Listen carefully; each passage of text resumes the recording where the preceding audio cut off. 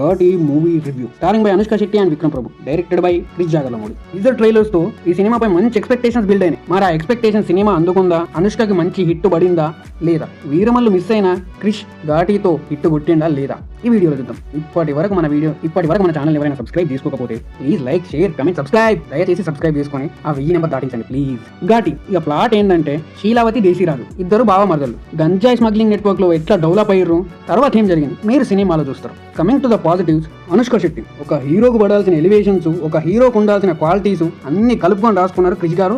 Anushka Shetty character ఓ range లో ఉంది ఆమె క్యారెక్టరైజేషన్. ఈ సినిమాలో ఆమె క్యారెక్టరైజేషన్ 2 షేడ్స్ ఉంటాయి. ఫస్ట్ హాఫ్ లో క్యూట్ గా కనిపించి స్వీటీ అనిపించుకుంది. సెకండ్ హాఫ్ లో ఘాటీల రాణిగా రెచ్చిపోయి జేజమ్మ తిరిగి వచ్చింది అన్నట్టు అనిపించింది. ఇక క్రిష్ రాసుకున్న కోర్ స్టోరీ లైన్ ఏదైతే ఉందో అది ప్రాపర్ గా కన్వీనియంట్ అయింది.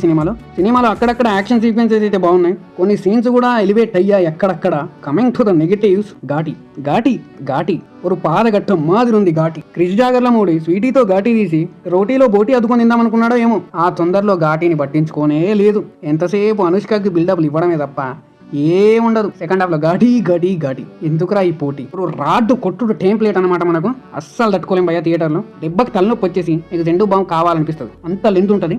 ఏముండదు, స్మగ్లింగ్ అంటారు, బొంద అంటారు, బొక్క అంటారు, ఘాటి అంటారు, రోటీ అంటారు, బోటీ అంటారు, చివరికి ఎక్కడికో తీసుకెళ్ళి ఏదేదో చూపించి ఇంటికి పోంటారా అంటారు.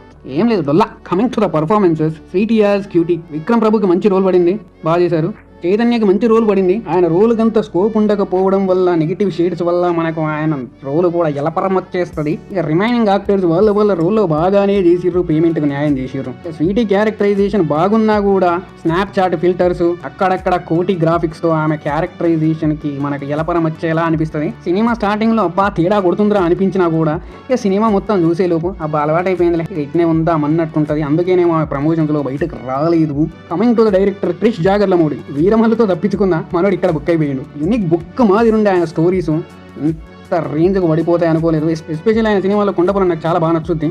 రీసెంట్ టైమ్స్ లో ఈ సినిమా ట్రైలర్ టీజర్ చూసినప్పుడు ఆ రేంజ్ కథను ఎక్స్పెక్ట్ చేసినా కానీ ఈ ఘాటితో కొండపురం కాదు, కొండల మధ్యలోకి తీసుకెళ్లి గొర్రెని కోసి బోటి అనుకుని తింటా అన్నట్టుంది ఈ ఘాటి. నాకైతే అస్సలు లెక్కలేదు. మీరు అనుష్క ఫ్యాన్ అయి ఉంటే, మీరు అనుష్కను చాలా సంవత్సరాల తర్వాత స్క్రీన్ మీద చూడాలనుకుంటే మీకు నచ్చచ్చేమో. నా ఛానల్ అయితే సబ్స్క్రైబ్ చేసుకోండి. That's it for the review of Ghaati.